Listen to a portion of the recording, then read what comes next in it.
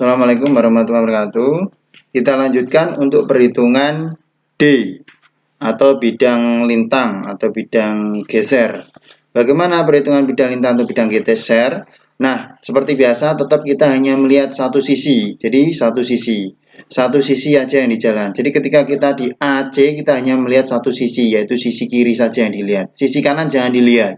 Kemudian kita CD, maka kita lihat sisi kiri. Sisi kanan jangan dilihat. Seterusnya sampai di titik EB. Nah, semua yang dilihat dari sisi kiri maka samakan atau lihat daripada perjanjian tanda ini. Kalau dia arahnya ke atas atau vertikal, jadi yang kita lihat sekarang ini yang vertikal, bukan lagi yang horizontal. Yang horizontal sudah nggak kita pakai karena sudah kita selesaikan pada saat perhitungan N atau bidang normal. Nah, untuk melihat bidang horizontal atau bidang V atau bidang geser ini atau bidang geser atau lintang ini, maka kita lihat semua yang horizontal. Kita lihat di sini. Kalau dia ke atas, karena kita melihat di satu sisi, yaitu sisi kiri, maka kita lihat misalkan di sini saya kasih gambar mata kita hanya melihat pada sisi kiri saja ya, sisi kiri saja. Nah, kita lihat DX1. Jadi DX1 berarti kita berbicara pada batang AC.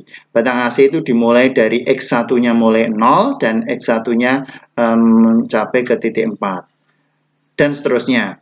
Maka kita lihat di sini, ada apa saja di sini? Oke, kita lihat. Ternyata di sini adalah ada RVA ke atas, RVA ke atas. Maka kita tulis di sini, misalkan di sini RVA ya, nilainya saya tulis langsung. Nilainya RVA adalah 7,25. Karena ke atas, kita lihat ke atas positif. Positif 7,25. Nah, setelah itu ada lagi enggak? Ada akibat beban merata di sini. Nah, akibat beban merata di sini, maka kita dapatkan Q atau 2 ini dikalikan dengan X. Jadi Q X. Jadi tidak boleh langsung ditulis Q atau 2 dikalikan dengan 4. Karena kalau jika 2 kali 4 dia menjadi sama terus. Jadi titiknya tidak bergeser dari A ke C, tapi titiknya hanya ada di C saja. Itu salah ya. Jadi kita tulis di sini adalah karena ke bawah negatif Q-nya kalikan dengan X. Nah, X-nya lebih tepatnya adalah X1. Nah, tinggal kita ganti. Q-nya kita ganti dengan angka berapa di sini? Q-nya kita ganti dengan angka 2 ya. Nah, kita ganti dengan angka 2. Biar menghemat tempat.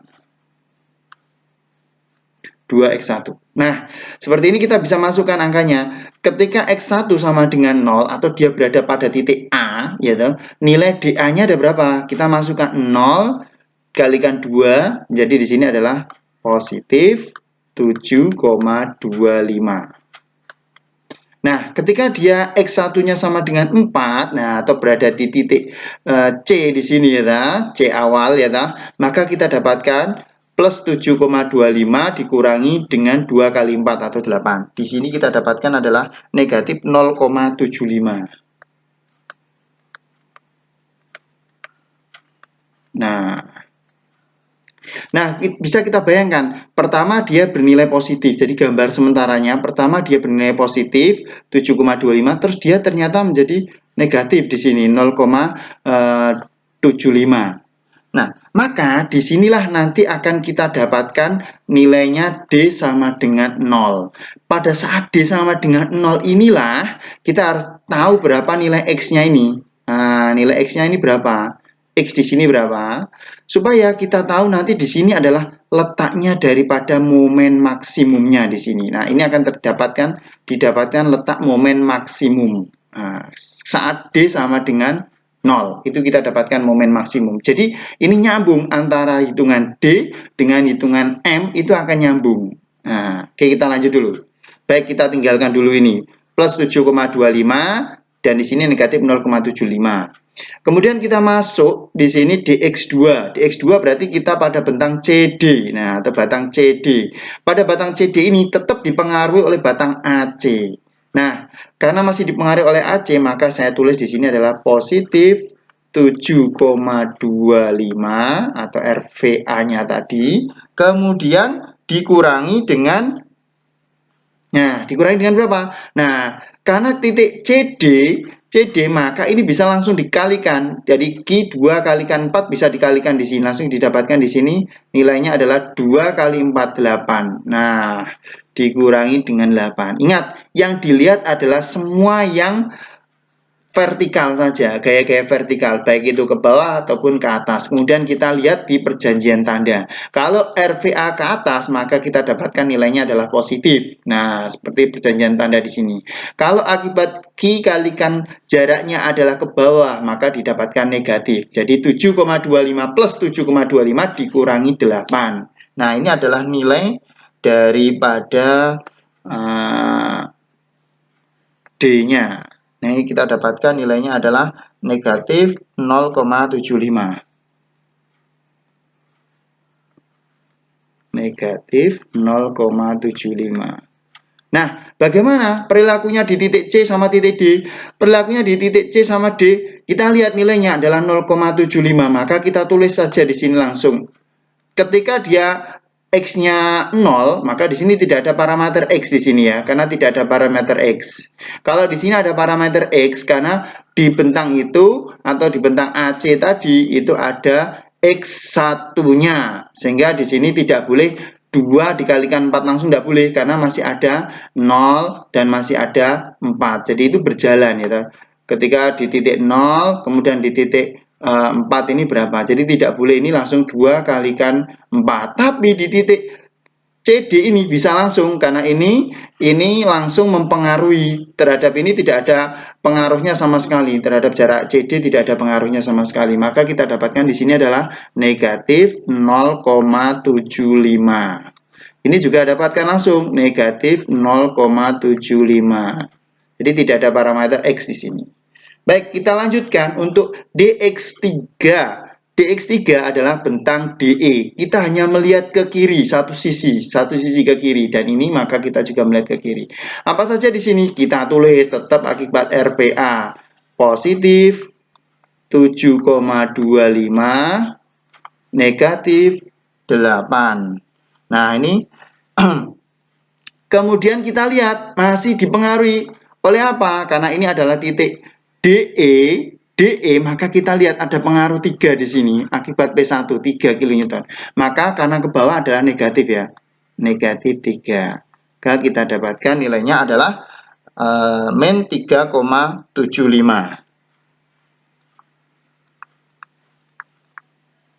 Nah, tinggal masukkan angkanya. Karena ini tidak ada parameter X sama sekali, maka kita langsung tulis saja hasilnya. Negatif 3,75.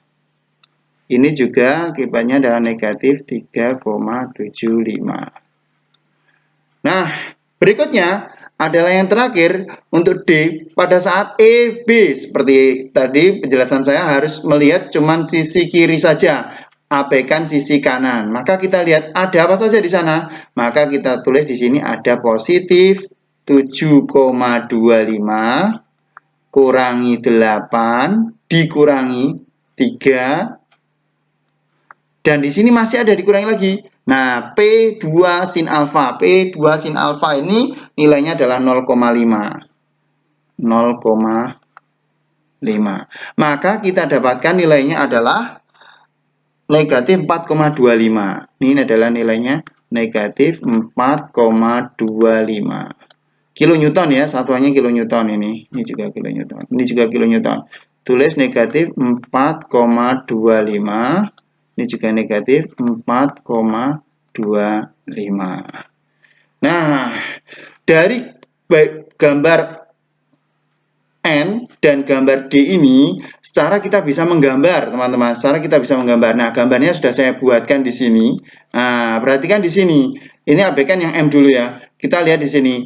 Dari yang pertama DA, kita tulis di sini 7,25. Jadi kita bisa melihat di sini. Dari dari hitungan ini bisa terlihat N akibat N ini hanya 0,866 terus, jadi hanya sepanjang A menuju ke titik E ini nilainya konstan terus 0,866 terus konstan. Maka kita bisa menggambar di sini 0,866 konstan dari A sama nilainya, C C juga sama, D juga sama, E juga sama. Jadi sampai di titik E ini nilainya adalah 0,866 kilonewton. Nah, ini. Kemudian, jadi untuk bidang N sudah bisa ya. Kemudian kita masuk ke berikutnya adalah untuk gambar untuk perhitungan daripada D tadi. D tadi kita lihat dari positif 7,25, positif 7,25, kemudian di A positif 7,25, kemudian di C negatif 0,75. Maka kita lihat gambarnya. Nah, positif 7,25 terus negatif 0,75. Jadi ada suatu bentuk miring di sini. Ada suatu bentuk persilangan. Nah, di tempat persilangan inilah nanti yang ditengerai adalah nilai daripada M maksimum. Ini belum kita hitung, kita belum hitung, belum kita jelaskan. Nah, di sini ditengerai ada nilai M maksimum. Sehingga pertanyaannya adalah berapakah jarak di sini, teman-teman? Jadi pertanyaannya adalah berapakah jarak di sini? Nah, ini adalah X-nya. Berapa jarak X di sini? X-nya tentunya dihitung dari A menuju ke bukan tengahnya ini bukan tengah. Maka kita hitung. Caranya bagaimana? Caranya di sini adalah kita akan menghitung ada di bentang AC. Karena ada di bentang AC, maka kita lihat saat D sama dengan 0, D sama dengan 0, maka kita dapatkan persamaan ini 7,25. Nah, ini ya. 7,25 dikurangi 2X sama dengan 0. Berapakah nilai X-nya? Nah, ini gampang ini. X-nya sama dengan tinggal 7,25 bagi 2. Nilainya adalah 3,625. 3,625 meter. Jadi bukan persis di tengahnya. Salah ya, kalau dikatakan persis di tengahnya salah. Karena tengahnya pasti cuma 2, karena 4 bagi 2 itu 2. Tapi di sini nilainya adalah 7,25 dibagi 2, yaitu nilainya berapa? 3,625. Nanti ini yang akan kita cari berapakah nilai momen maksimumnya. Jadi gambarnya untuk yang ini sudah kita dapatkan plus 7,25, kemudian ada nolnya, kemudian negatif 0,75. Kemudian kita lanjut lagi untuk dx2 atau di titik C berikutnya, yaitu di sini 0,75. Nah, ini syaratnya harus sama. Ketika di sini DC 0,75, maka di sini juga sama 0,75. Kemudian di D juga 0,75 di sini juga masih sama. Di sini di sini lanjutannya ya, lanjutannya. Kita lihat di sini. Nah, setelah kita dapatkan dx di sini 0,75, nah maka berikutnya kita dapatkan nilainya yaitu berapa? 0,75 untuk DC berikutnya, di D berikutnya adalah 0,75. Jadi datar di sini 0,75, 0,75. Baru berikutnya jadi D-nya ada 2, D yang 0,75, berikutnya adalah D yang pada perhitungan di sini. Berapa di sini? 3,75. Nah, jadi dia turun lagi 3,75 ke bawah. Jadi 0,75 landai, 3,75. Kemudian kita lihat di sini lagi. Nilainya berapa di sini? 3,75 landai lagi. Masih landai lagi, maka kita garis horizontal 3,75 masih landai.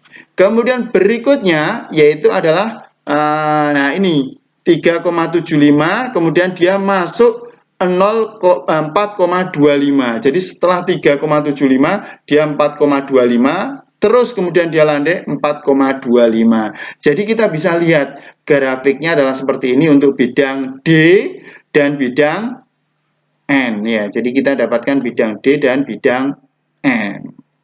Oke.